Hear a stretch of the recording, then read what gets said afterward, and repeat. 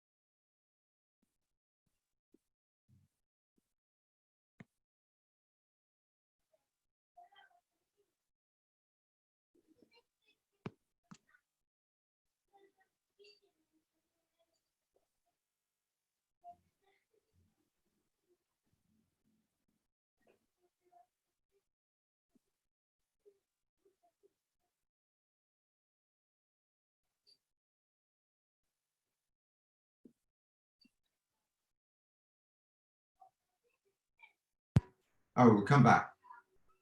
Hey. As I was saying, so for those who just turned up. Hello. Hey. Hi. Hiya. Hello. Hi. Could you mute yourself, please? Thank you. So for those just turning up, if you could go in on the chat bar and say your name and say where you physically are right now. So I modeled this by saying, my name is Norman and I am in North London, Turnpike Lane, N22. And one thing that you're grateful for, so the thing I'm grateful for, often the things I'm grateful for are around food. And the one thing that I feel great, I just had a bowl of yogurt with my partner's delicious homemade jam. So I was just saying before, we were rudely interrupted by technology, but now we're back, that this is a chance for you to kind of exercise imagination around stuff. So my partner and I, we have a little yoga studio here at home. So we've got loads of these, like yoga blocks and loads of yoga belts. We've got bolsters, very good, very nice. We've even got sandbags. We've got about 25 sandbags, very good. But I can understand if you don't necessarily have these kind of things like blocks and bolsters. So, or sandbags. So if you don't have sandbags, maybe you have a 1 kilo bag of sunflower seeds. This can be a sandbag. We can be imaginative. If you don't have bolsters, perhaps what you might have is a large red towel. It doesn't have to be red, of course, but if you do have a large towel, and then by magic, we can fold up the towel, and then magically, the towel has become a bolster. So that would be a suggestion. And then in terms of like yoga blocks or yoga bricks, maybe I can understand it that not necessarily everyone's going to have them. So if you don't have them, let me just show you. This is a wonderful book that I read a few months ago that I highly recommend, by a teacher based in Brighton, Peter Dedman. Live Well, Live Long. So Peter Dedman, I've actually written an article about it. It's up on my website. But this is almost identical to a yoga block. Look, yoga block. Peter Dedman. I'm sure Peter Dedman would not mind you sitting on his book. And if you are particularly interested in this book, as I said, I've got an article about it on my website. Or maybe you don't have yoga bricks, but maybe what you might have, this is another fantastic book by an American writer, Michael Pollan, called How to Change Your Mind, The New Science of Psychedelics. So they could be possibilities. So coming to making yourself comfortable, coming to sitting. So very importantly, sit in whichever way works well for you. So currently, let me change my camera angle slightly. Currently, very good, exactly, looks just like a yoga block. So currently, I'm doing this kind of heel to heel shape. So this requires quite a bit of rotation in my hips. Some of you might be more comfortable sitting, say, on a couple of books or blocks and folding your legs back.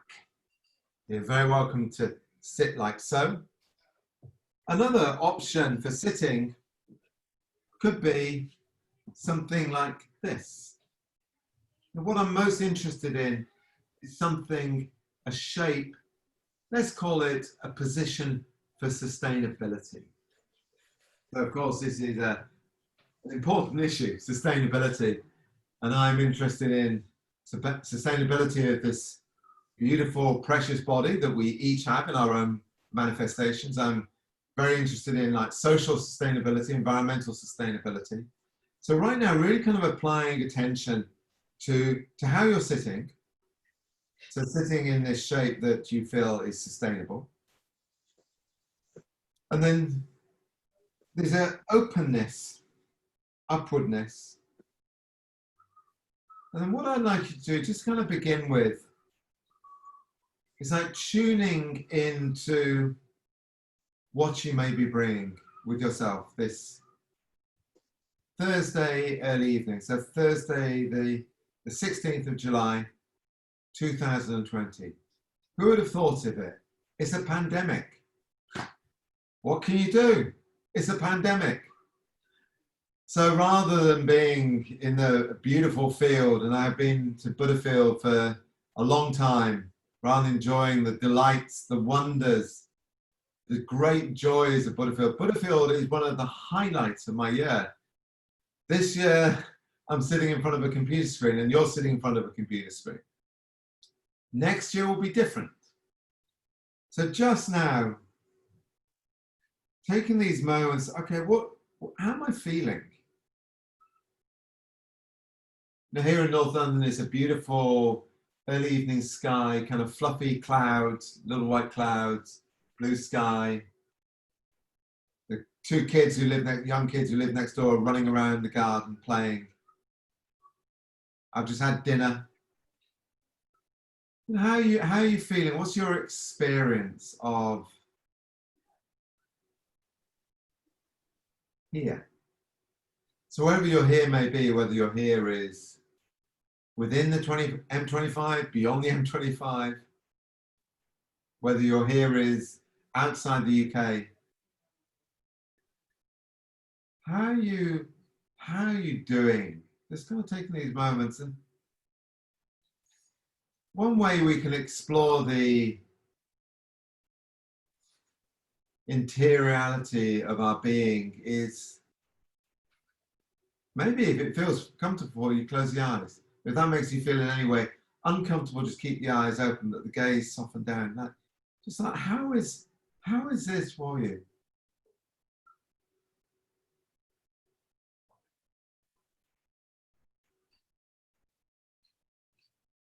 So distractions, they are inevitable.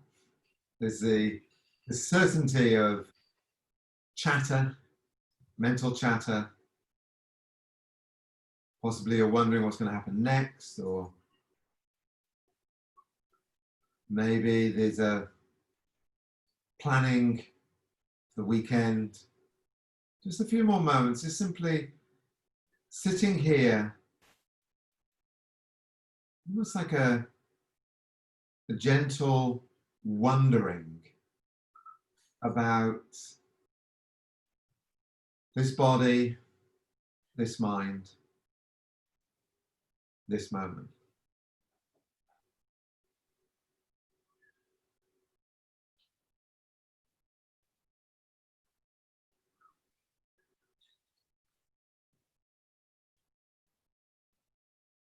This body, this mind, this moment.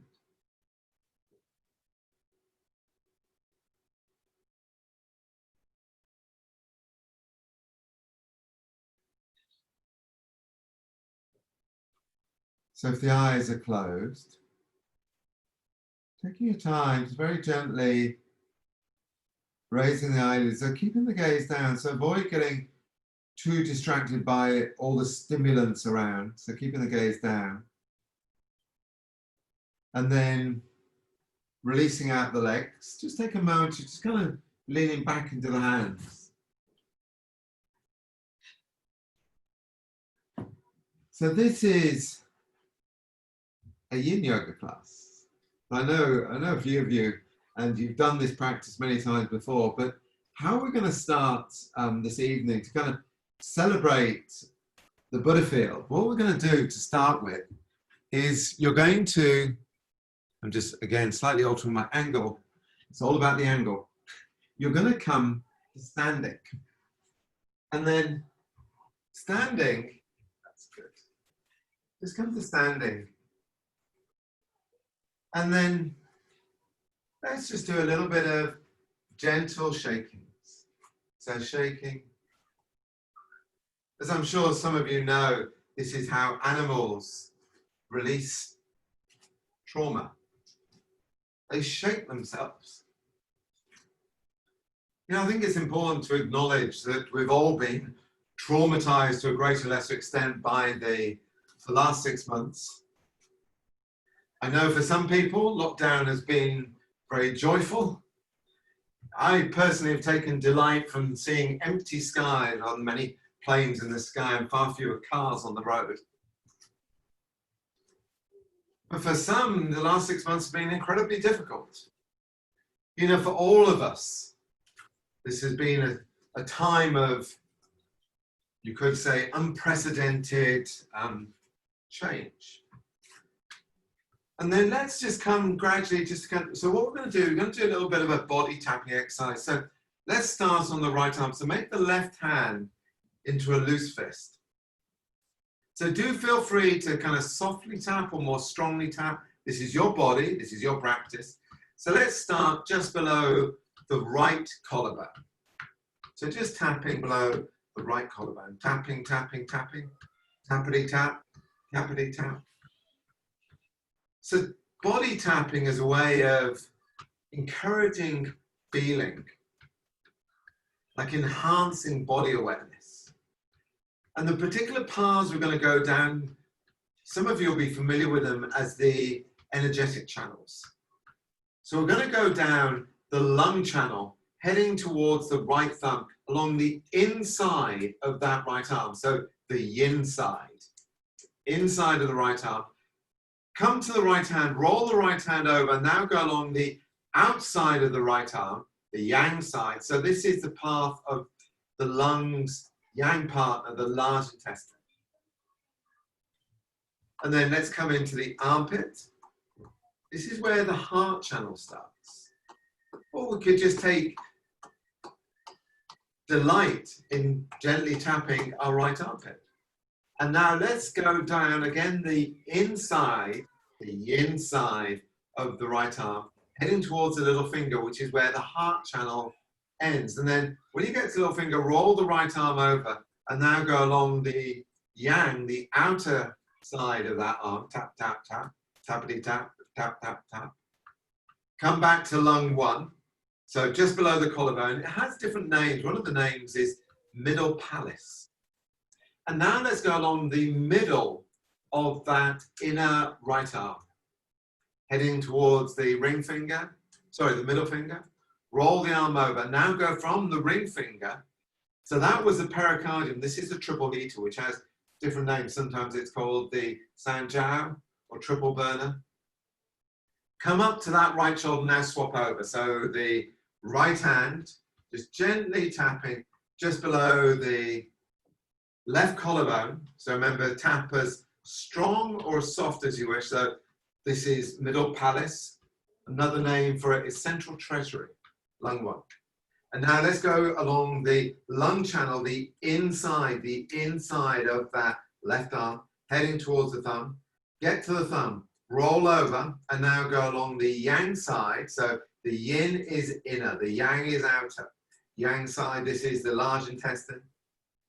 Come again to an armpit. This time it's the left armpit.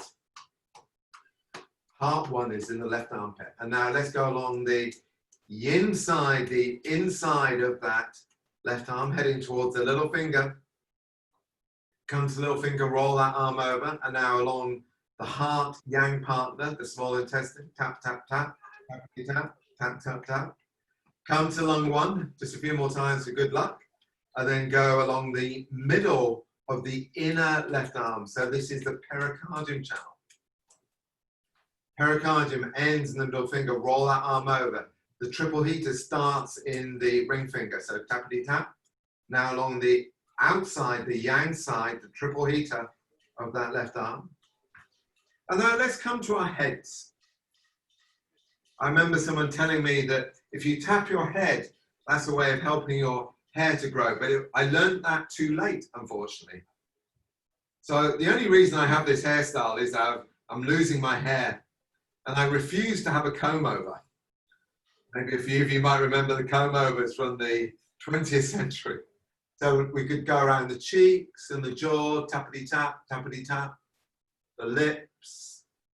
And now let's go along the sides of the body, tappity tap. We could do our bottoms.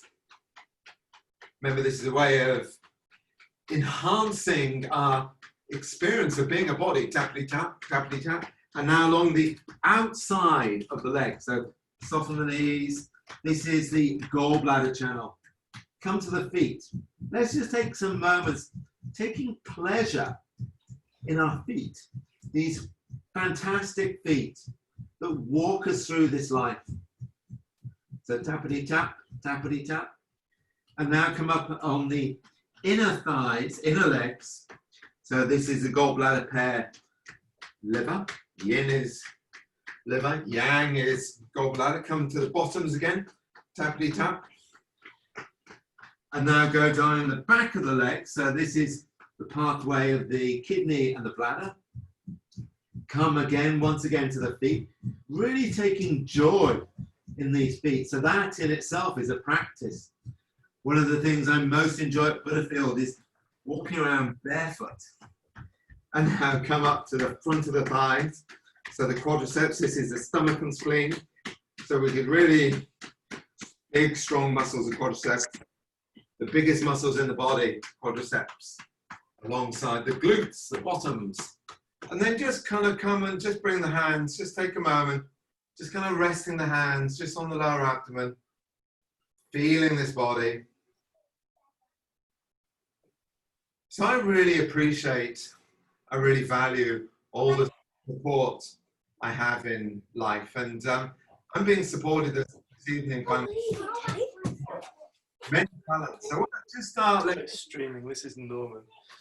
Just start so that it can. So Tim, I should have used the iPad earlier. Tim, I have to leave it up so that it can.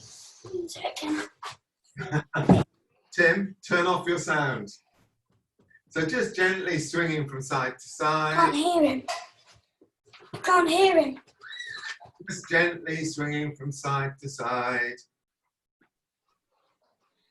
So my partner Can't hear him. is helping me. See, so why don't you push back? Over to you.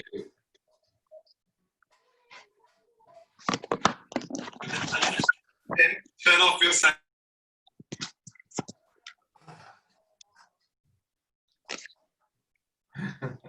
So, Mikey Pusher.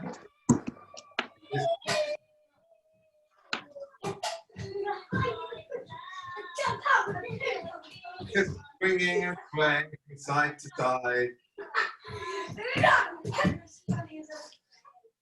Just singing. So, just swinging and swaying from side to side. Just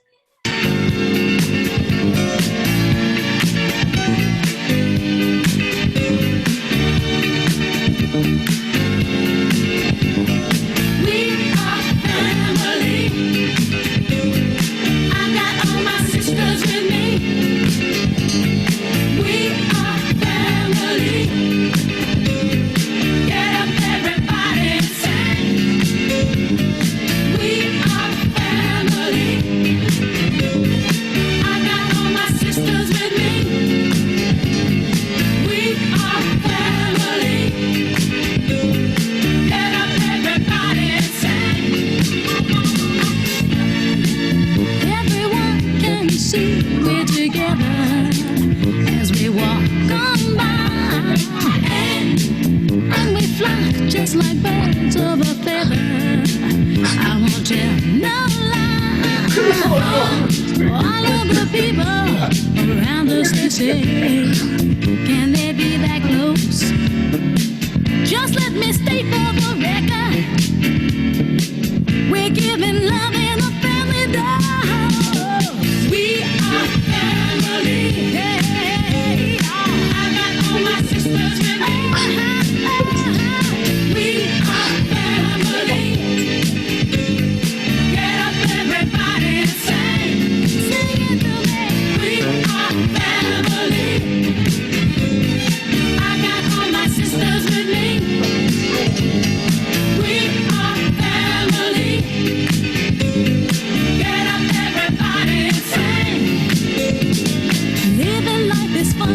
Just begun to get our share of this world's delight.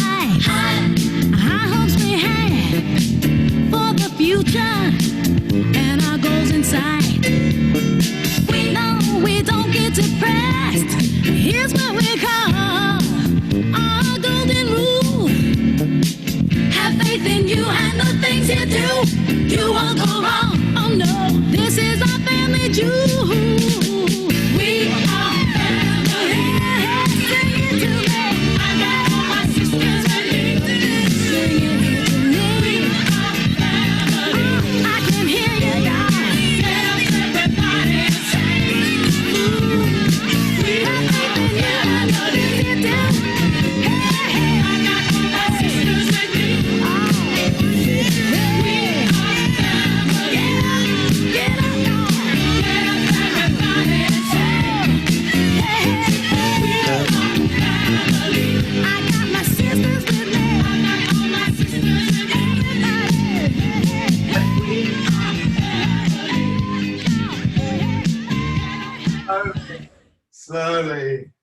Slowly, just coming to a standstill and then just take a few moments, just kind of leaning forwards a little bit, just leaning forwards.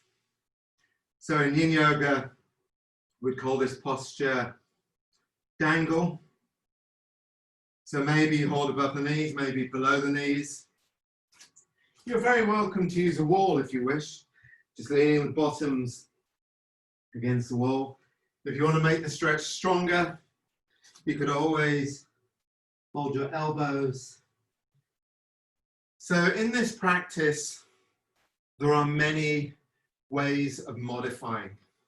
So very important to let go of the shoulds, to let go of the dids, You know, I know some of you are very familiar with other forms of yoga.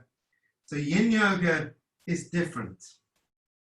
Doesn't mean it's better, doesn't mean it's worse. It's simply different. And what we do in the yin yoga practice, so making sure this is a shape you can stay, remember you can hold around your ankles, you can hold your elbows, of course you can be leaning against the wall, of course you can be softening these. What we do in the yin yoga practice is we stay in the shapes for some minutes.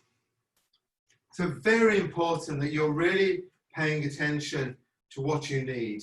Very important. You really, so this is a practice of attention. And of course that's true for many other forms of yoga. But I feel with yin, because we stay in the shapes for some minutes, and of course attention wanders. A common way of wandering attention in yin yoga is the wondering what's going to happen next. So letting go of what happens next, letting go of what you were doing earlier today, letting go of technical hiccups. We're going to spend another minute just here, just this simple folding forwards, and the emphasis is stillness.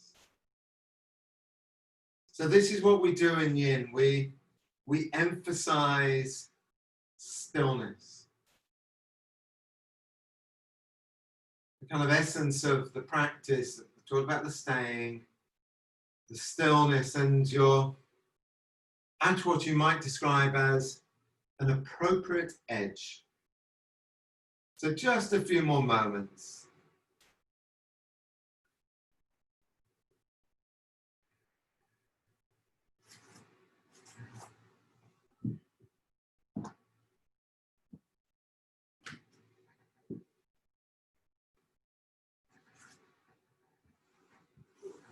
So now from here, slowly, slowly, take your time, as gracefully as you can, come to the ground, and then when you get to the ground, let me again just slightly alter the camera angle so you can see me a little bit better. When you come to the ground, if you do have, say, a yoga block, or even better, 2 yoga blocks, you could sit on them. So we're going to cross our legs. So if you have 2 yoga blocks, you could sit on them, or you could sit on a cookery book or a cushion. It'd be great if you did have something to sit on. It'll make a difference.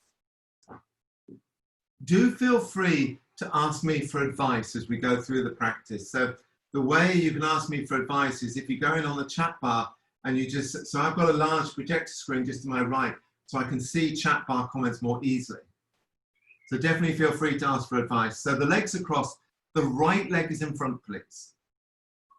Something that some of you might find useful. So one of the great advantages of practicing like this, so this is obviously different from, say, Birmingham and Butterfield, but in Butterfield, we're somewhat restricted in the props. It's a few muddy mats, maybe the odd block, but you're now at home or wherever you might be. So potentially you're surrounded by blankets and cookery books and things like that. So as a suggestion, you could roll up a blanket and place it under the cross of the legs. So remember, we have our right leg in front. And then if you experienced knee issues, this is a really good suggestion, in my opinion, where you take another blanket and you tuck it. See how I've done that? I've tucked it, taken blanket number 2, tucked it in between the knees and the hips. So the legs are crossed. If crossing your legs feels too much for you, what you could do is come into a posture some of you might know as butterfly, where we have the soles of the feet together, and then what you could do in butterflies, you could support your knees if you wish. So otherwise the legs are crossed, right leg is in front, maybe you're using these blankets. So we're going to do a rotation from here. So we're going to rotate, we're going to bring the left hand to the right thigh. Left hand to the right thigh, please. And now raise the right hand to the sky. So I know this is confusing for a few people. I'm doing this mirror image. So you place your left hand against your right thigh, and then you can use that left arm as quite an active lever. And now with an exhale, take the right hand behind you. So perhaps some of you might be helped by, say, having a yoga brick or a cookery book below that right hand behind you. So you're looking over the right shoulder, looking at, so the arms as levers, especially that left arm against the right thigh, looking over the right shoulder. So rotation. Please, of course, be conscious of, say, when you last ate. So I ate fairly recently, so I'm avoiding being too active in my rotation. So say if you just had dinner, I'd make this a really soft rotation.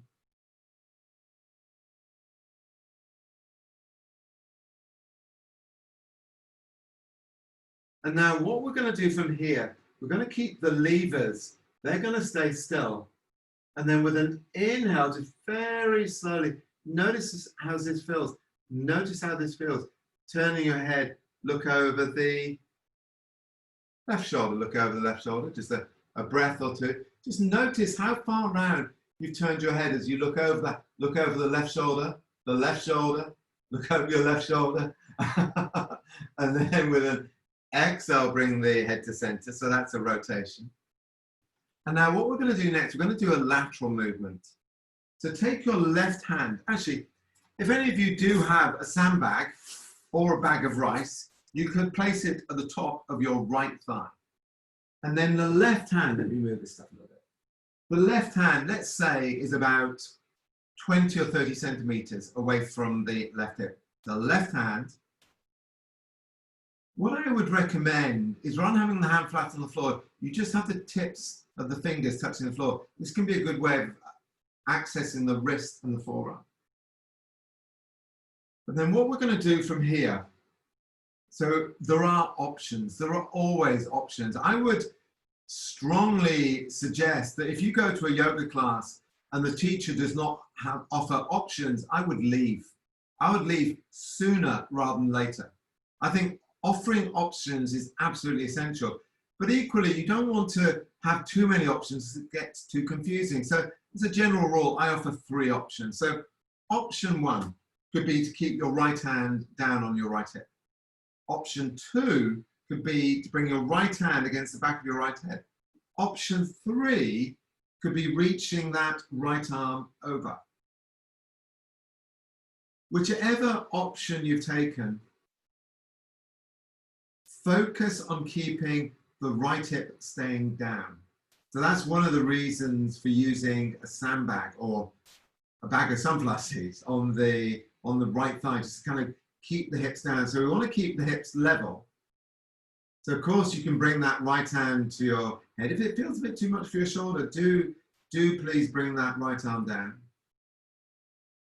So keeping the hips level, side bending of body. So technically you could call it a lateral movement of the spine. So now from here, if you can, keeping that right arm reaching up, inhale, come to center, and then let's all bring the right hand to the right shoulder blade. So again, options. I remember someone doing a retreat with Maitri Pushpa and myself, and she said, this is prop option yoga. So that means plenty of props, plenty of options. So maybe the right hand stays where it is, or perhaps some of you might like to bring the left hand to that right elbow. Perhaps some of you might like to bring that left arm around. Of course, you can use a belt for this and explore maybe the possibility of binding or using a belt. So you're most welcome to keep the left arm down. I promise you, binding the fingers does not guarantee fast track to enlightenment. So you could keep the left hand down. You could also have the left hand on the right elbow. What, in my very limited experience, seems to accelerate enlightenment, not that I'm anywhere near there, is attention, waking up. So as best as we can, we'll just be here for a few more moments. So we can use the shapes as ways of waking up. So if this feels too strong, wake up to that sensation. Of course, you can alter. Just a few more moments, simply being still.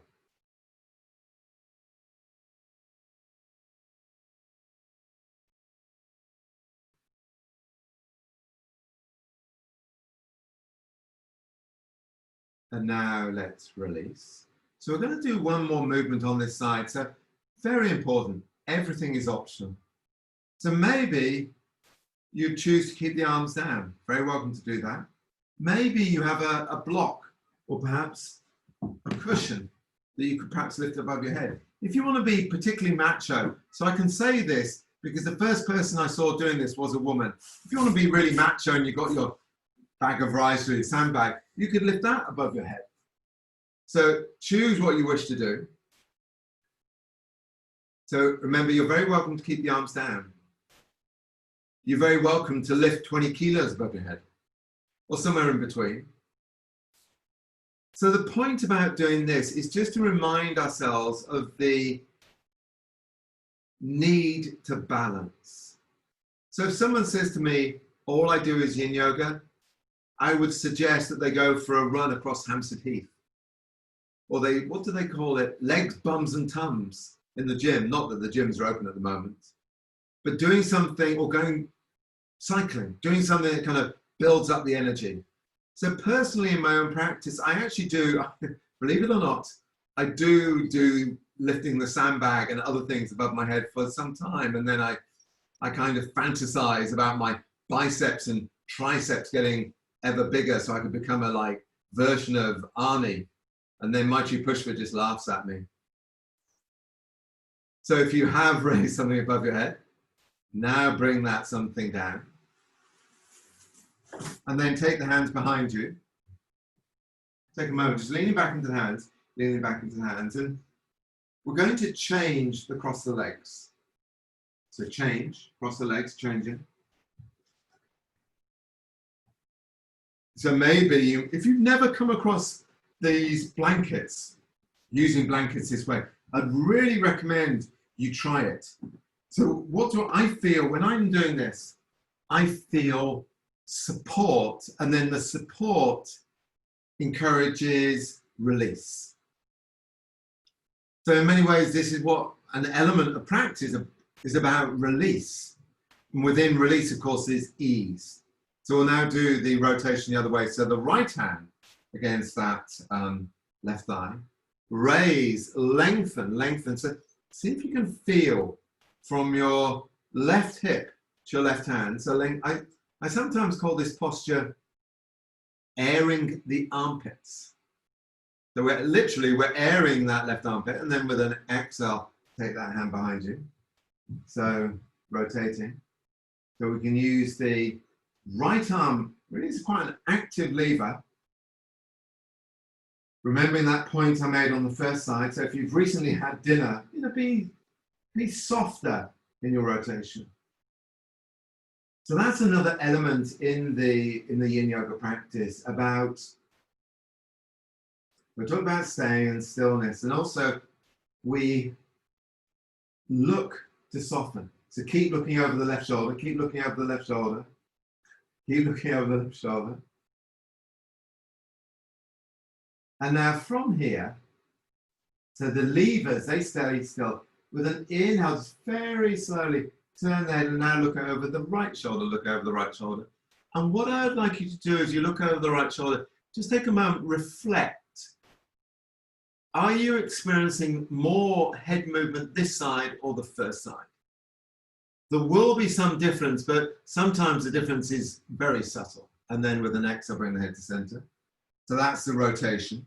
So now from rotation, we're going to come into lateral. So if you do have a weight, sandbag or whatever, you can place that on top of your left thigh. And then the right tips of the fingers, just the tips of the fingers. So remember, this can be a way. So someone says to me, I'm experiencing repetitive strain injury. Doing something like this is something I'd recommend, a movement I'd recommend. So remembering no options is dogmatism. So if you're in a dogmatic yoga class, my advice is leave as soon as you can. So 7 options is too confusing. 3 options feels right to me. So keep your hand down, your left hand down, or the left hand to the back of the head, or maybe reaching that left arm over. So stretching all along the left side of the body.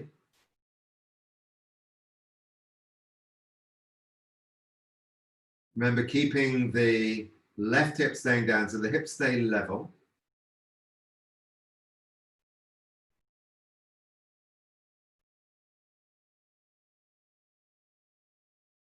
Paying attention.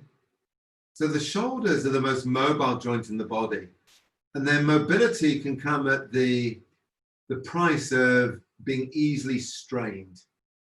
So if this feels too much for that left shoulder, then honor that feeling and adjust. There are so many ways we can adjust. So if you're reaching up that left arm, inhale, come to center, and now bring that left hand to the left shoulder blade. So we could keep the right hand down. We could bring the right hand to that left elbow. So if you've got the elbow, see if you can take the elbow back slightly and the left hand down a little bit further. Or maybe some of you do have that kind of mobility, or of course you can use belts or scarves or dressing gown belts, whatever you need. And then whatever you're doing,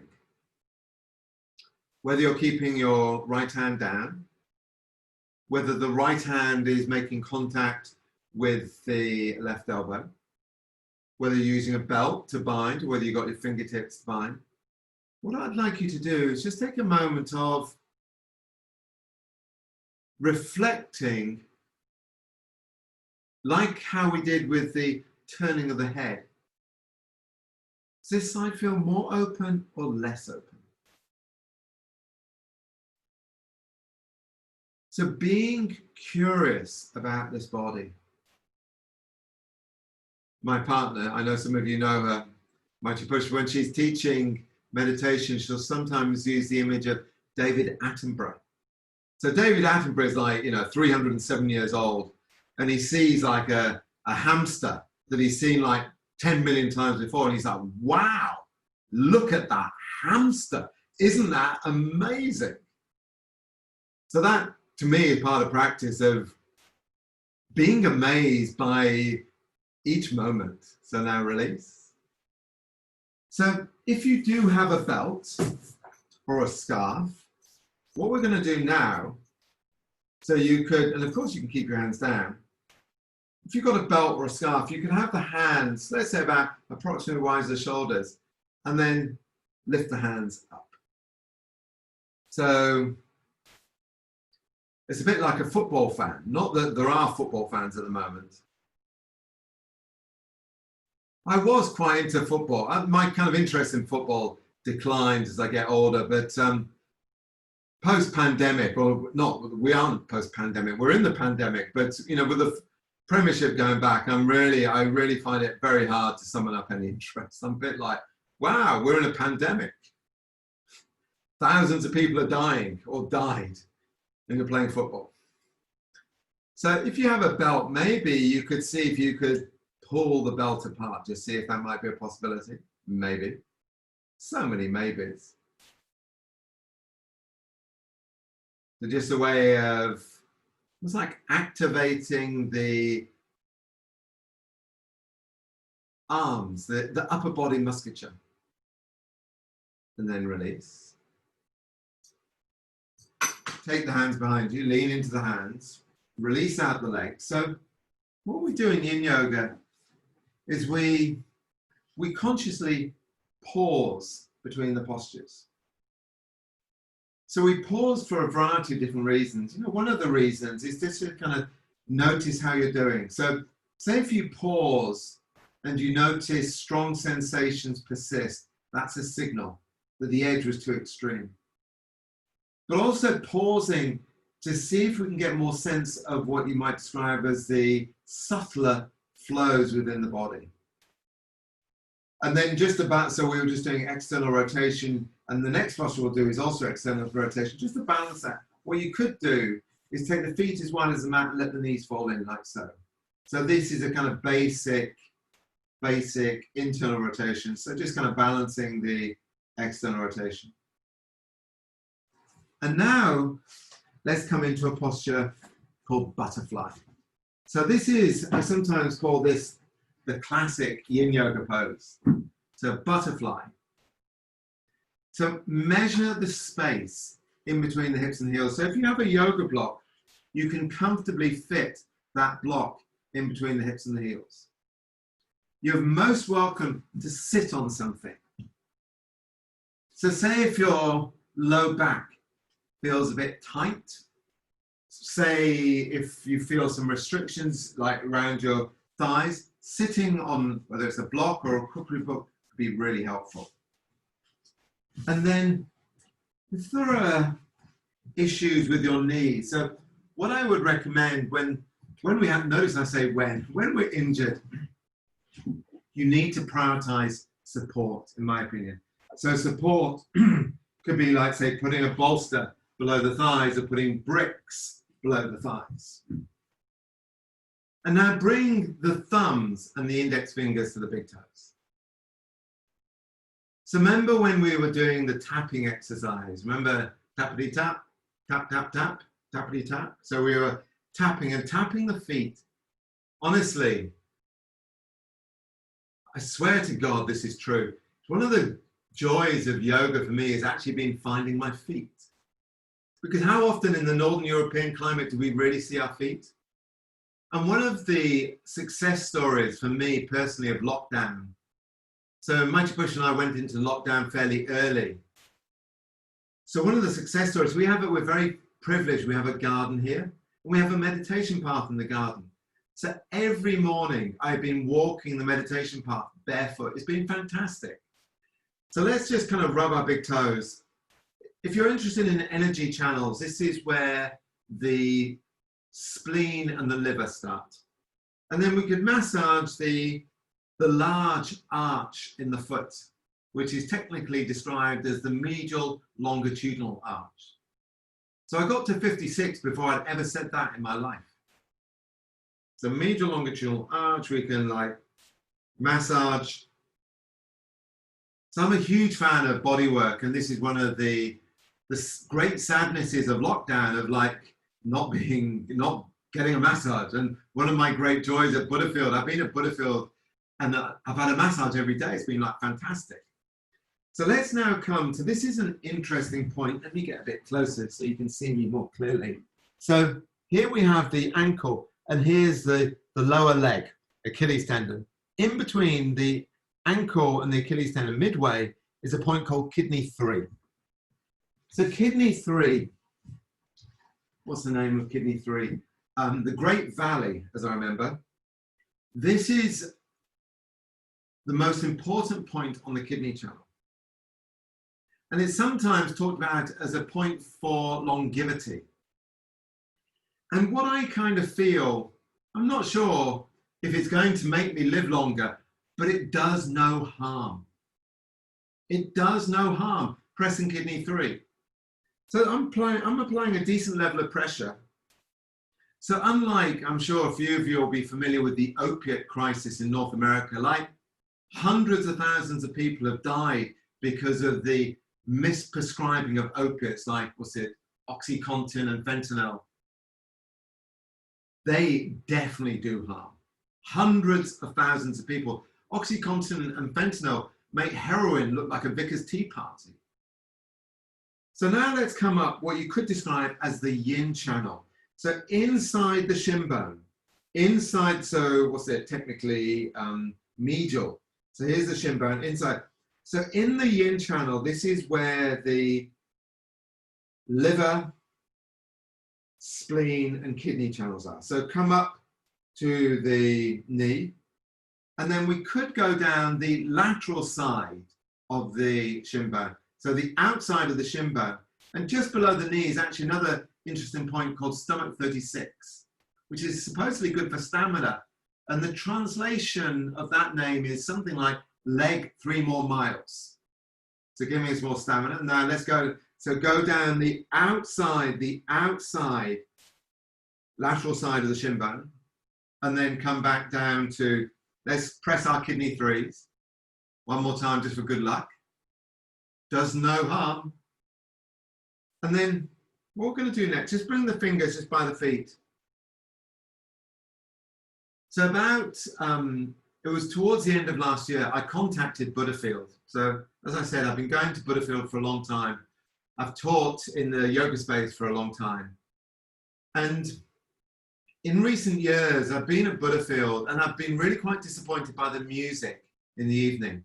Some of it's been really, really hard, really kind of hard. And I'm like, I don't want to listen to this kind of music at Buddhafield. I want happy, disco, bouncy, Sister Sledge, Nile Rodgers, Chic, all this kind of stuff. So I wrote to Buddhafield Central Committee and I said, please, please, please, can we have a 2-hour non-stop disco workshop in one of the dance tents or somewhere, just during the day, not at nighttime, no talk, non-stop classic disco. And I think I was in with a decent chance. You know, I have a little bit of leverage. You know, I've been around Buddhafield. They know me.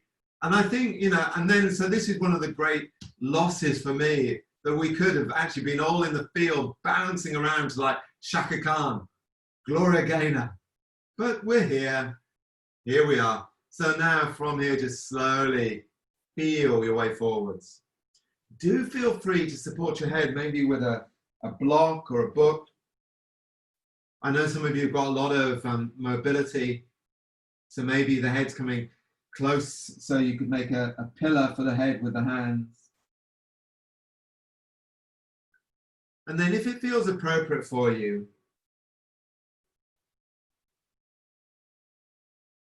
closing the eyes. If that feels, well, if you feel you close your eyes and your next sensation is falling asleep, then keep your eyes open. You're closing your eyes and you feel uncomfortable, or closing your eyes and you feel some agitation, then keep your eyes open. But the idea behind closing the eyes is this way of drawing attention within. So as you draw attention within, remembering David Attenborough, could you notice other sensations stronger around the right thigh hip or the left thigh hip? Often, but not always, where sensations are stronger could show that that side was a little less open. So we're coming into the last 2 minutes. So please make your own choice. So if it's beginning to feel too much, if your back is feeling a bit tender, a bit sore, then definitely ease away from the edge. If you're quite comfortable, you could stay as you are, or maybe, because what can happen when we've been here for several minutes, sometimes it's almost like there could be like a melting of some of the resistance. So it's not that any option is better or worse than another option. It's really about your attending to what you need to do. And then we'll spend another minute, stillness, quiet, silence.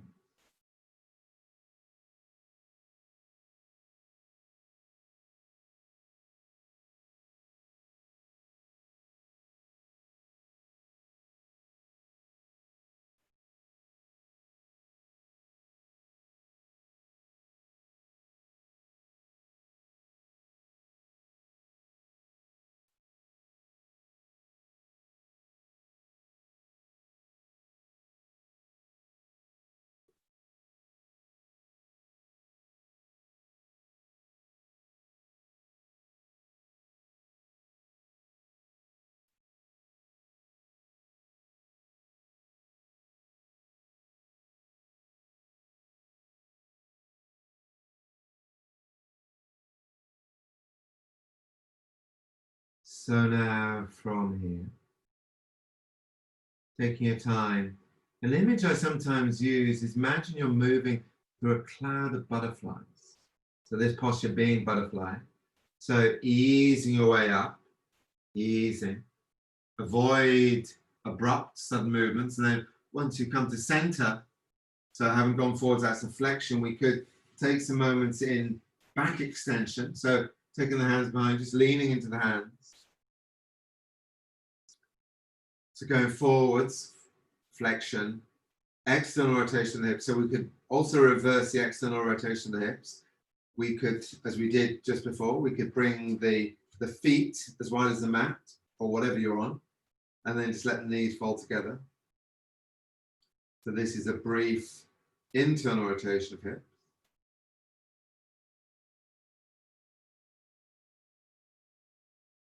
And then what we're going to do, we're now going to come into a posture. Some of you might know this as Upavista Konasana.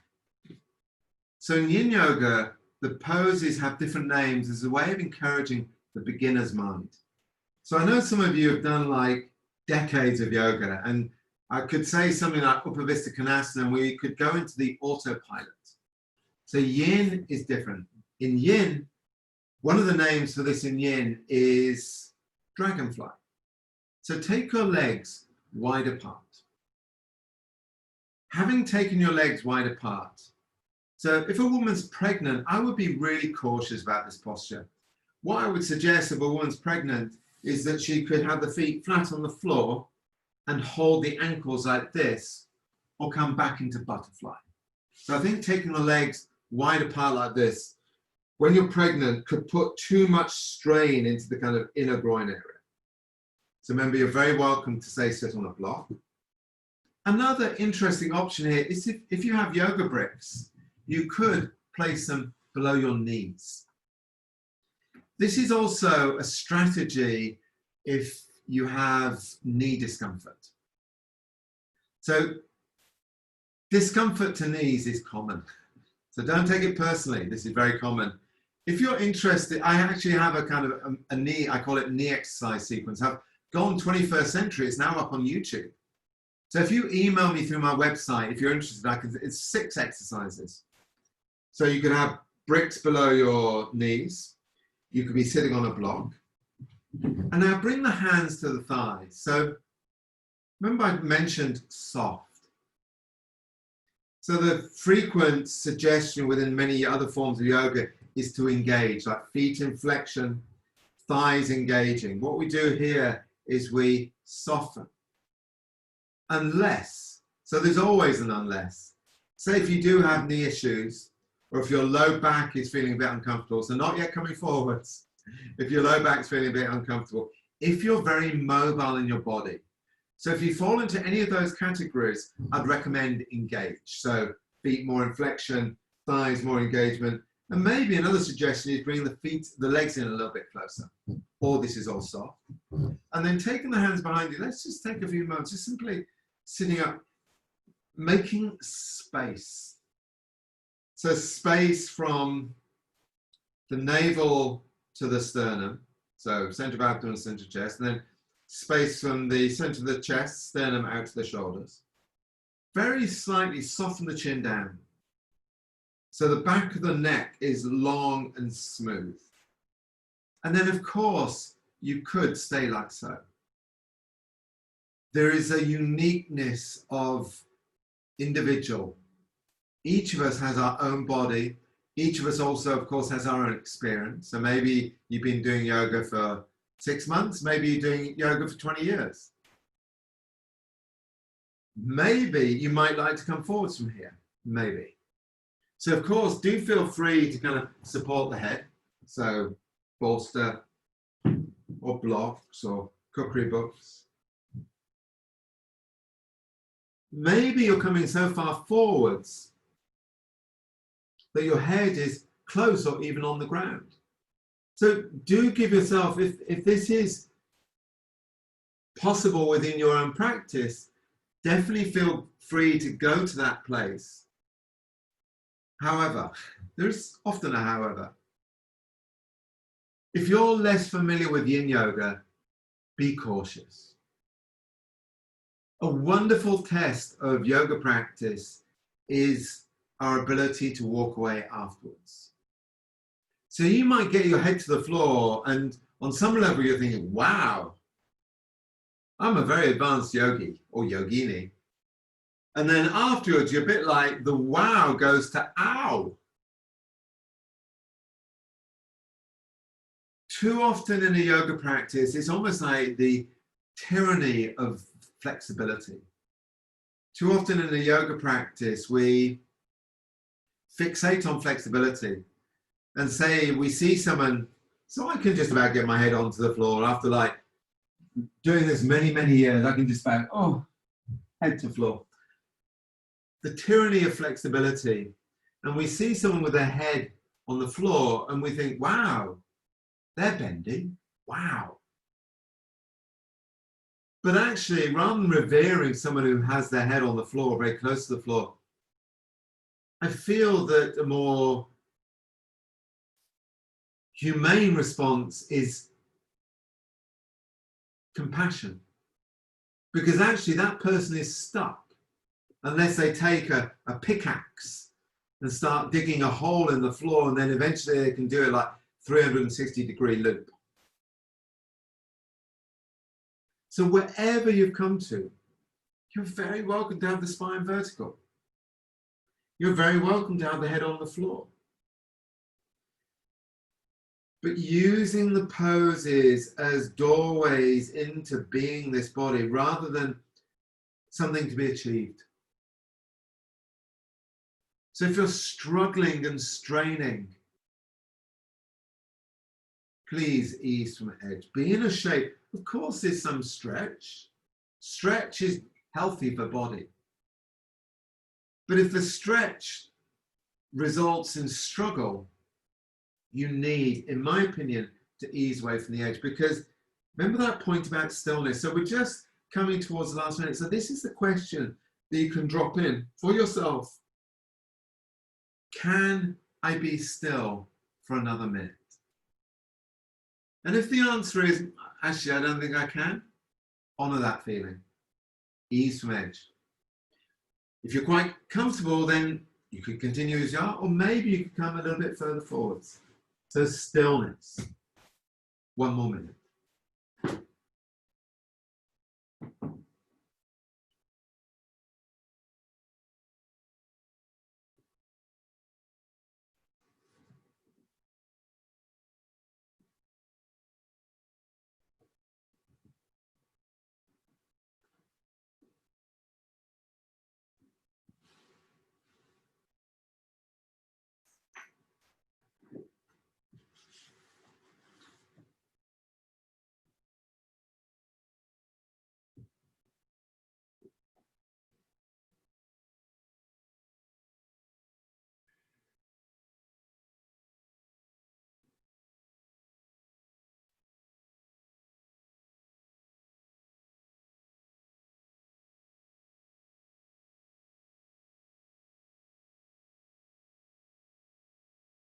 Just now, notice where the mind is.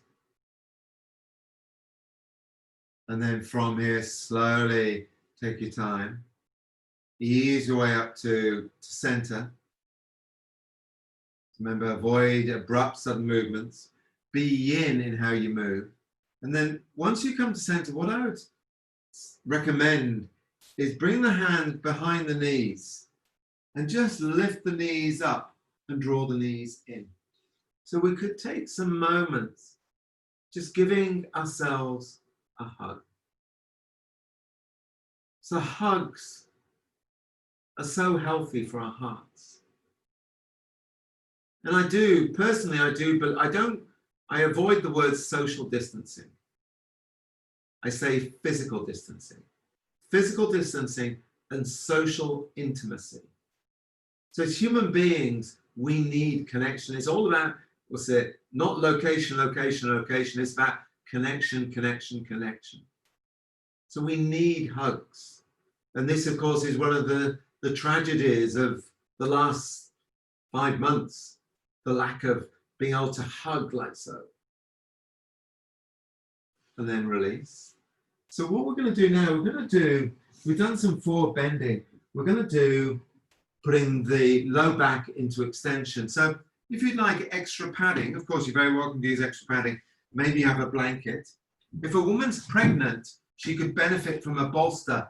So we're going to come into a pose. Some of you would know this as Sphinx.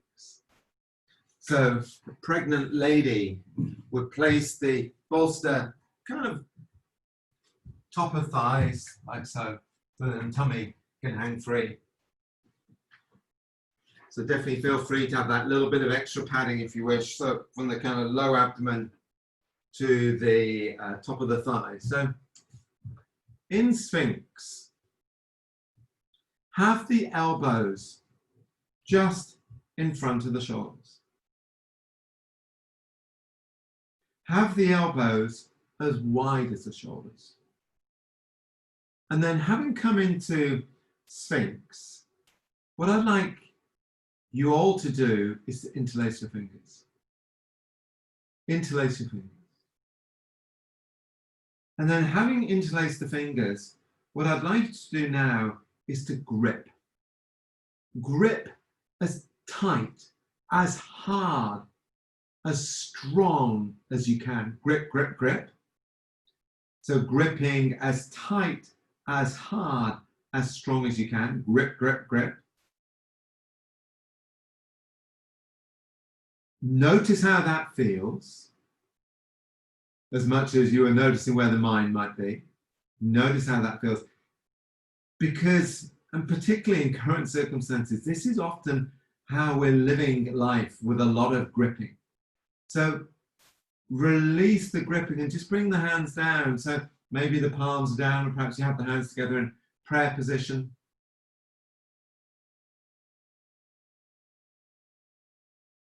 It's such an insightful question that we can all do as practitioners, which is, do I grip or do I glide? Do I grip or do I glide? And gripping uses up so much energy. There's that tension, a tightness.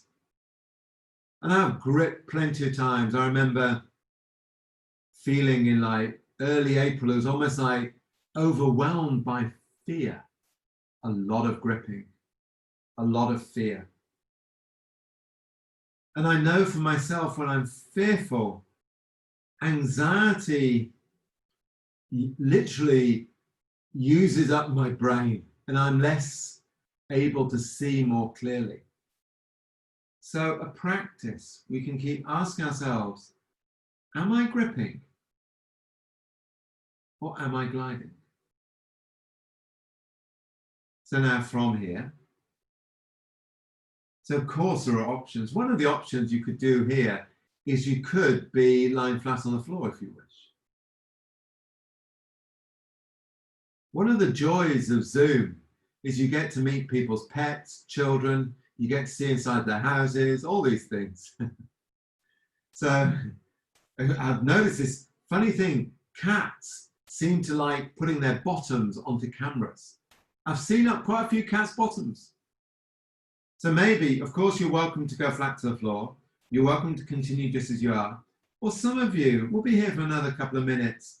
Some of you might have the kind of low back mobility where you can straighten your arms and you lift up higher like this. So some of you might recognize this as a kind of sort of version of, say, up dog or Bhujangasana almost. So very important. If it feels too strong, honor that feeling. This is not an endurance test, nor is it a contest. Now, I love this approach of, rather than using the body to get into a pose, so essentially there's a prioritizing of pose over body. We're using the poses as ways, as doorways of becoming more body.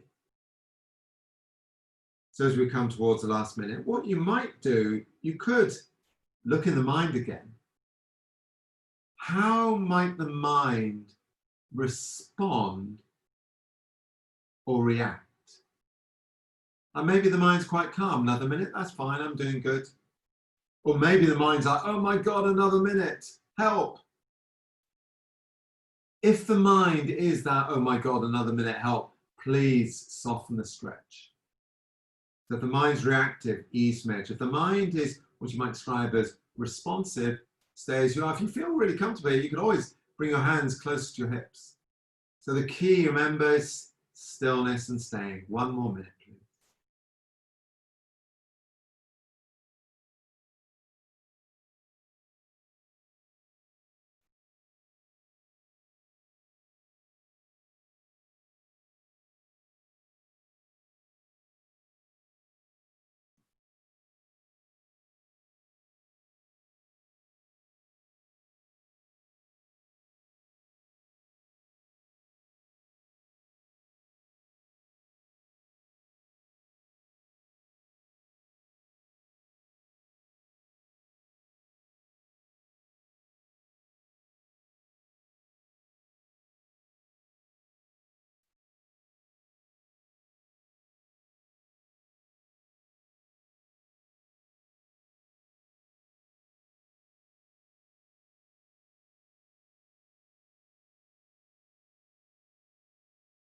So now from here, slowly, slowly, slowly, take your time.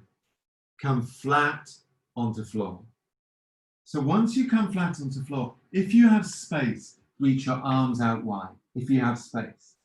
If you do not have space, you could always do what I sometimes describe as cactus arms or I surrender. But if you have space, the arms reach out wide, and then turn the head and look to your right hand. So you're now resting on the left side of the face. So turning the head, looking towards the right hand.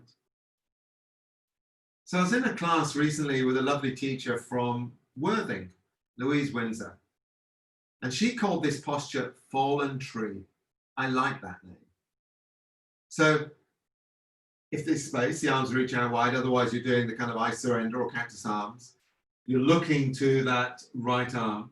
And now from here, what we're going to do from here is we're going to slide your right knee and your right foot towards your right hip.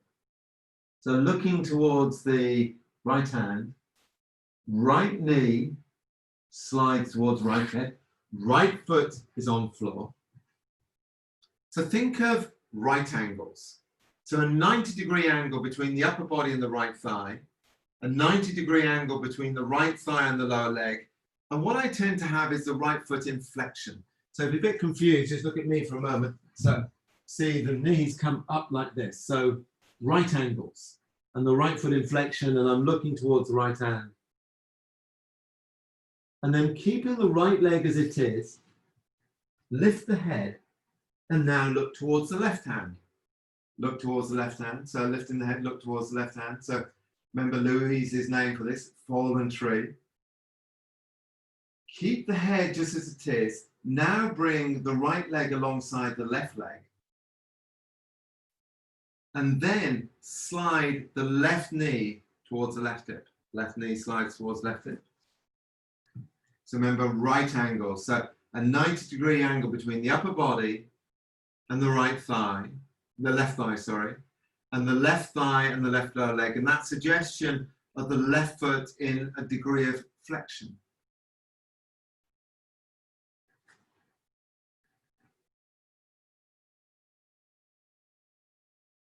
And then keeping the left leg, so the left leg will stay still. Again, just seeing if you can notice what might happen as you lift your head and look towards the right hand. What happens in the body in that turning of the head as you look towards the right hand? And then slowly take your time, bring that left leg back alongside the right leg. And then take your time, ease your way up onto your hands and knees. So if you can, sit on the heels. So this might be possible. So the big toes touch, you're sitting on the heels. If that feels too much for, say, your ankles, You could always put a rolled up blanket below the ankles.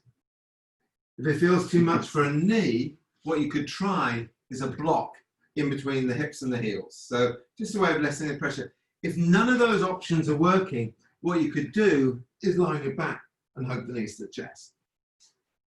And then if you do have something like a bolster or a cushion, maybe you might like to bring it in between your legs so the knees go out wide.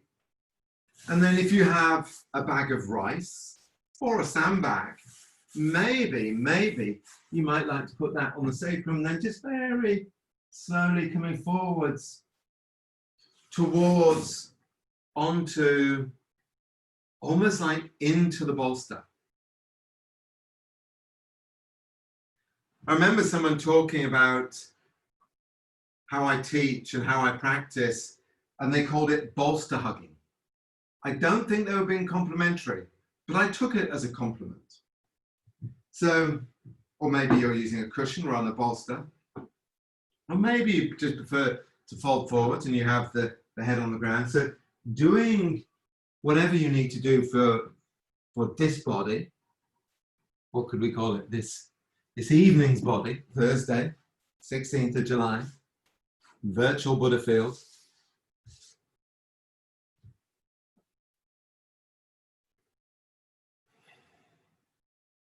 Perhaps you might like to close the eyes. And then could you soften?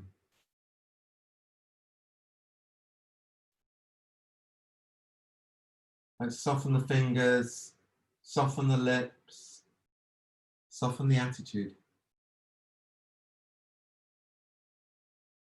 So if you're turning your head, now change the turn of head, please. I'm going to read you a poem by an American writer, Lynn Unger, and it came out in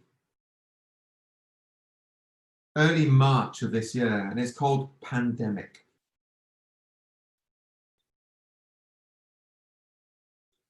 What if you thought of it as the Jews consider the Sabbath, the most sacred of times? Cease from travel, cease from buying and selling, sing, pray, center down. And when your body has become still, reach out with your heart. Know that we're connected in ways that are terrifying and beautiful. Know that our lives are in one another's hands. Know that we're connected in ways that are terrifying and beautiful. Know that our lives are in one another's hands.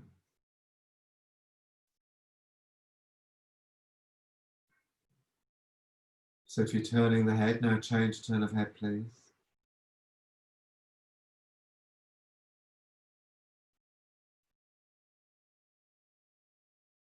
I sometimes call this the quintessential yin yoga pose. So as much as when we're in butterfly, remember butterfly, we call that the classic yin yoga pose. This is the quintessential yin yoga pose.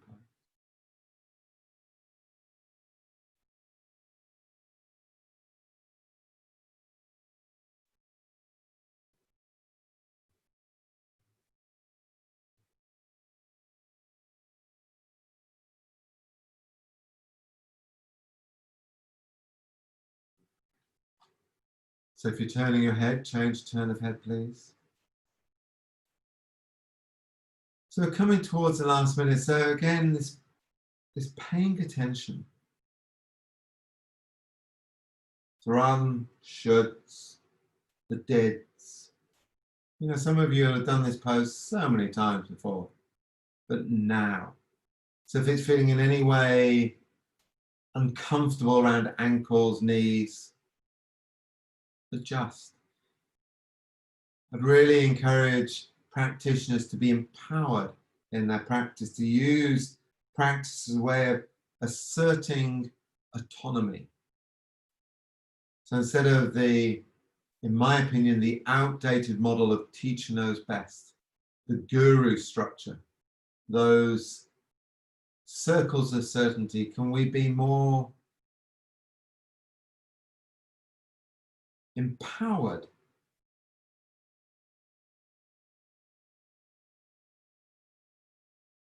more able to listen within, and then thus more able to connect with what is around.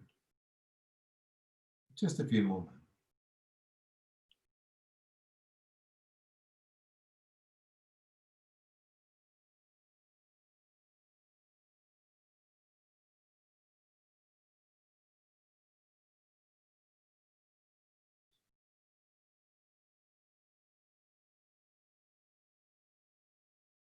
So now from here, slowly, taking your time, remember those clouds of butterflies. Another image I use for child's pose actually is imagine you're a bear coming out of the cave. You've been hibernating in the cave because of pandemics. You come up and then slowly take your time, bring those feet to the front, leaning back into the hands, leaning back into the hands.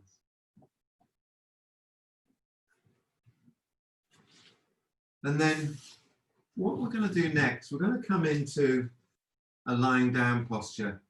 So feel free to do what works well for you. So say if you've got a handy sofa, maybe you might like to put your legs on the sofa. Maybe you might like to take your legs up the wall. A really lovely way of lying down, if you have the equipment. Say if you have like some yoga bricks and a bolster, or you could always substitute blocks for a bolster. You could put that at the far end of the mat, and then the bricks go, let's say, about 3 fingers away from the bolster and 3 fingers in between the bricks. And then you'd lie down so the bricks are below the shoulder blades. I love this posture. I learned it from a great restorative teacher, Adeline Chung. She called it supported lung extension. Or maybe you just lie flat down. If you're lying flat down, what I'd really urge you to have is some support below the head, whether it's a folded up blanket or a cushion, and something below the knees. So there's something, could be cookery books, could be yoga bricks, could be a bolster, because by having something below the knees, this allows the back to release, as also does the support below the head. And then just bring the hands alongside the body. Experiment, could you have the palms so they're facing upwards? If that feels uncomfortable for you, of course you can have the palms facing down. And then can there be a softening into the support? So simply soften into this support. So the ground, wherever your ground might be, they're all in these different places, rather than in a big field, in a big tent, hearing all the sounds around. So just now, soften into the ground. Letting go of the breath, so just breathe. And then, as the body softens, part of my own practice, and I learned this from Maitri Pushpa, part of my own practice is reciting this piece that was written by a Tibetan teacher in about the 1400s, Tsongkhapa. It's a beautiful way of reminding. We all need reminding. And it begins, this human birth is precious, an opportunity to awaken. But this body is impermanent. Ready or not, one day I shall die. So this life I must know as a tiny splash of a raindrop, a thing of beauty that disappears even as it comes into being. The karma I create shapes the course of my life, But however I act, life has inevitable difficulties. No one can control it all. So such important lines. But however I act, life has inevitable difficulties. No one can control it all. Only the Dharma can free me and others from suffering forever. Therefore, I recall my heart's longing for freedom and resolve to make use of every day and night to realize it.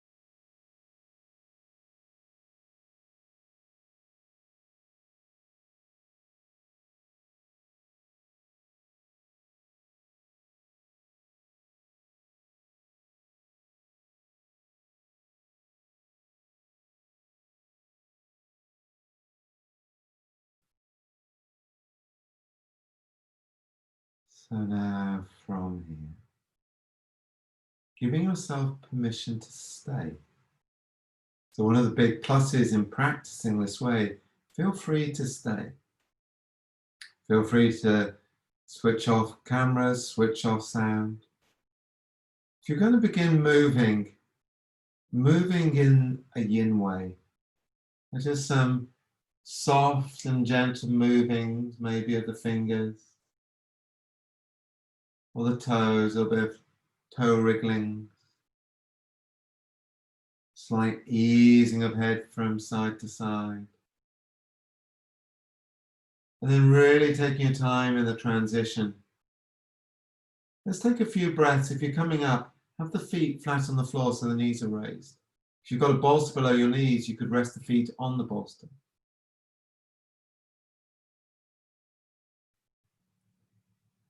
And then bring the knees into the chest. And as this is a yin yoga practice, what we'll do next is roll onto our left side. So as you roll onto your left shoulder, your left hip, please somehow pillow the head, maybe with the left arm or the hands in prayer position or a handy cushion. So knees to chest, chin towards chest. If you can, keeping the eyes closed, then just take a moment. Contemplation. Like how we started. Remember when we started, we had that contemplating, what is this that I'm practicing with this evening? So after having done this practice, how is the experience with it? How are you doing?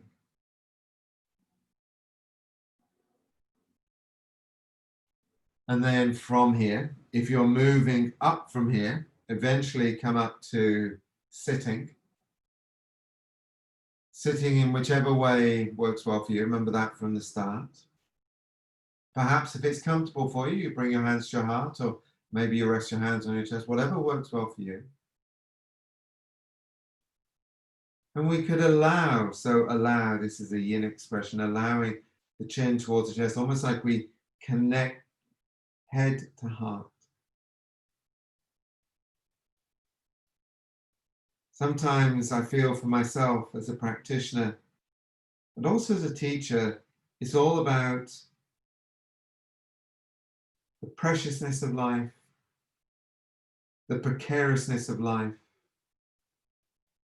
and the parasympathetic nervous system. So if the eyes are closed, gently raise the eyelids, and then eventually raise the head. Thank you so much. Thank you so much for spending Thursday evening in this way. We could all, if you're up, we could all do jazz hands. Feel free to unmute yourselves if you'd like to say hello. Feel free to go in on the chat bar. Feel free to ask questions. Feel free to ask questions through my website.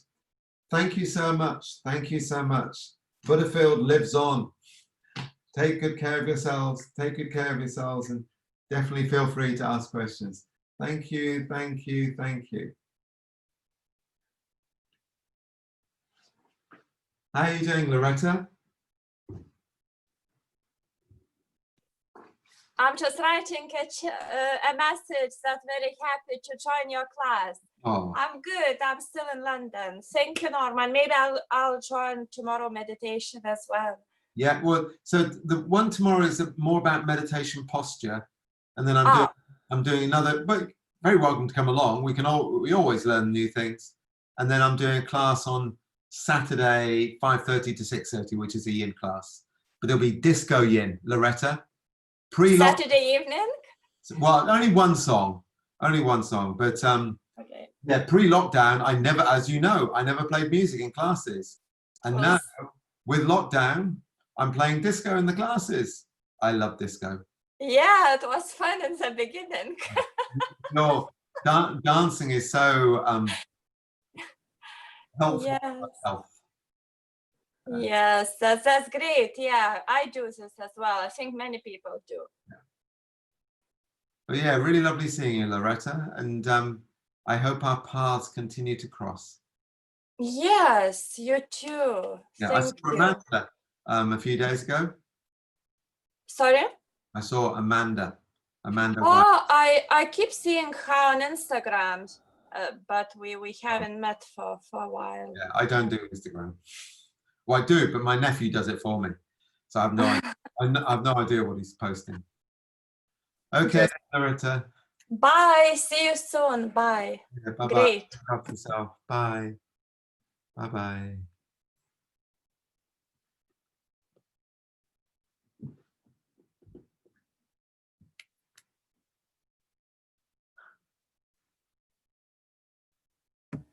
Thank you.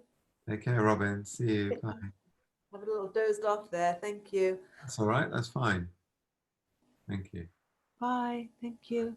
I can't make Saturday somebody's birthday, but I wouldn't come if I could. Bye. Right. Take care. Bye.